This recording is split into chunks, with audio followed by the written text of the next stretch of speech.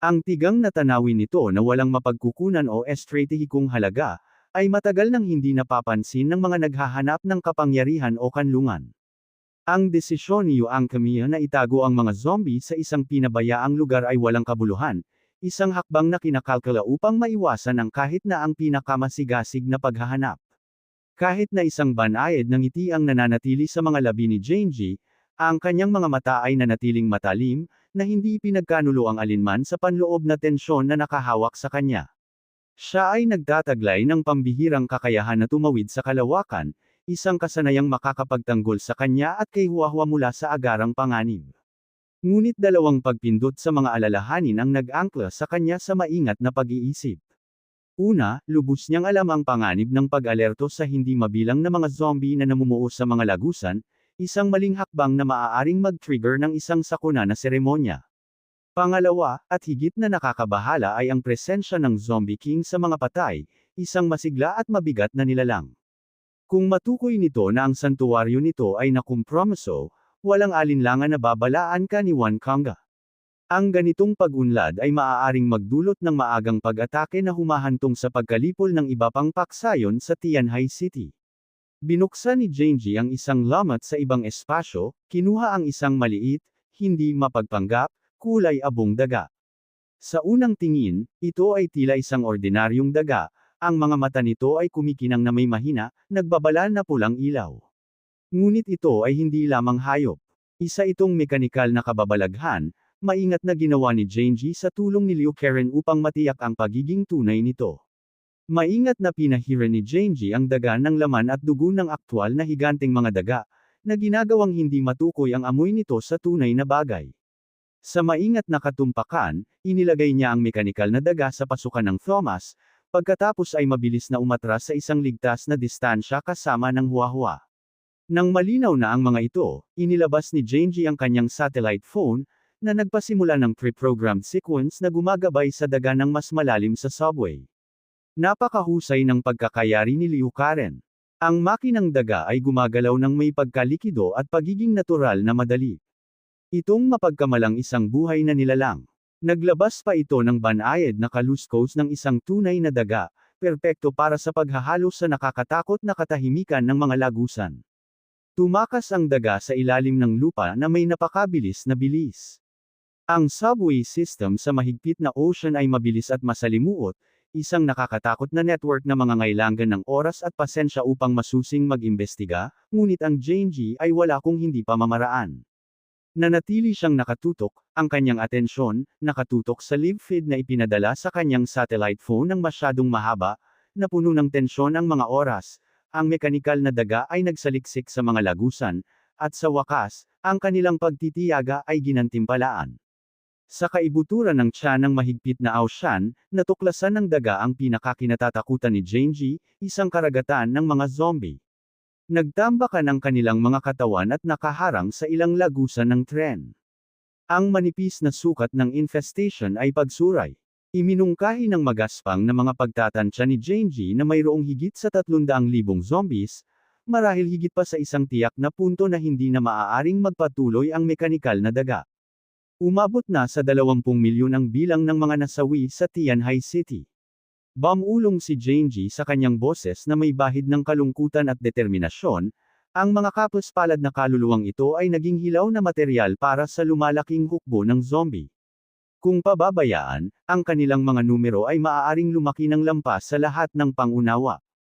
Huminga ng malalim, inutusan ni Genji ang mekanikal na daga na umatras. Mabilis itong nag-navigate pabalik sa mga tunnel, sa kalaunan ay nakahanap ng drainage outlet kung saan maaari itong madulas sa loob at pumasok sa standby mode. Nakatago sa hindi malinaw na recess na ito, ang daga ay mananatiling hindi matutuklasan at handang i-activate muli kung kinakailangan. Nang matapos ang kanilang misyon, mabilis na lumabas sina Genji at Huahua sa mga underground tunnel nang lumabas sila sa napakalamig na lamig sa itaas. Naramdaman ni Genji na parang kutsilyo ang paghampas ng hangin sa kanyang mukha. Ang malawak na snow na natatakpan ng landscape ay nakaunat sa kanyang harapan, isang malaking kaibahan sa mga kakilakilabot na nakatago sa ibaba. Kahit na ang aking mga hinala ay nakumpirma. Bulong niya, mahina at malungkot ang boses. Walang ginhawa dito. Ang tunay na hamon ay darating pa rin. Naningkit ang kanyang mga mata, nakatutok sa malayong abot tanaw kung saan ang kapalaran ng Tianjin City at marahil ay nakasabit sa balanse. Ang koponan ng pagsisiyasat ay hindi kaagad umalis mula sa Tianjin City pagkatapos ng kanilang matagumpay na operasyon sa kampo ng kulto ng Snow Worship, sa kabila ng kanilang tagumpay sa pag-aalis ng 6 na Zombie Kings at pag-iwan ng daan-daang 1,000 na mga zombie na walang pamumuno. Alam ng koponan na ang kanilang misyon ay malayo sa matapos, ang pagtiyak na ang krisis sa Tianjin City ay ganap na niresolba ay nangangailangan ng masusing follow-up na gawain. Sa kabutihang palad, ang natitirang mga gawain ay tila diretsyo.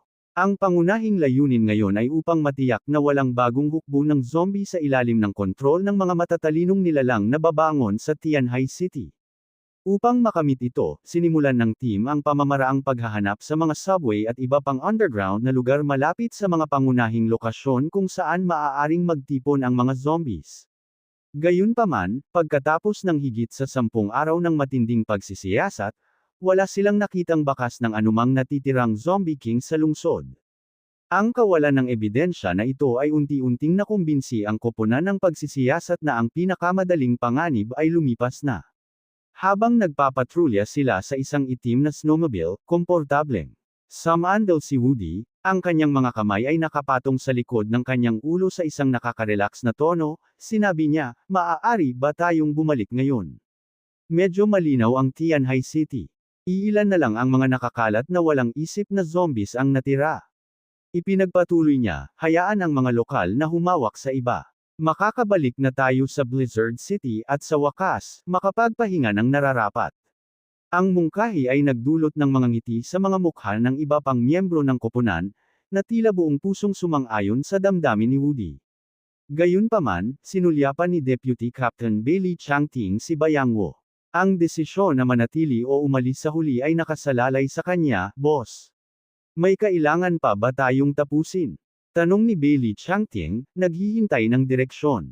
Maingat na inayos ni Bayangwo ang kanyang salamin, sa ngayon, tila kontrolado na ang lahat. Ang tugon niya, kahit na nakaramdam ng pagkabalisa sa ilalim ng kanyang nabuong kilos. Hindi baseless ang naging feeling na ito. Nagmula ito sa mga taon ng karanasan at isang komento na ginawa ni Genji kanina. Ang misyon sa Tianjin City ay natuloy halos masyadong maayos. Oo, maraming buhay ang nawala, ngunit ang koponan ng pagsisiyasat ay dumating ng walang gasgas.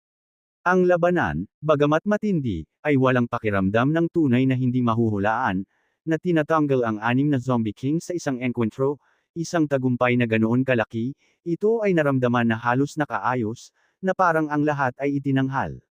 Si Bayan Xinhua ay dumaan sa hindi mabilang na mga krisis, parehong natural at gawa ng tao, at sinabi sa kanya ng kanyang instincts na may mali. Gayunpaman, kahit na matapos ang kanilang pamamalagi sa Tianjin City at libutin ang lugar, wala silang nakitang ebidensya na magpapatunay sa anumang nagtatagal na pagdududa tungkol sa tagumpay ng kanilang misyon. Bukod dito, hindi isang opsyon ang manatili ng walang katiyakan.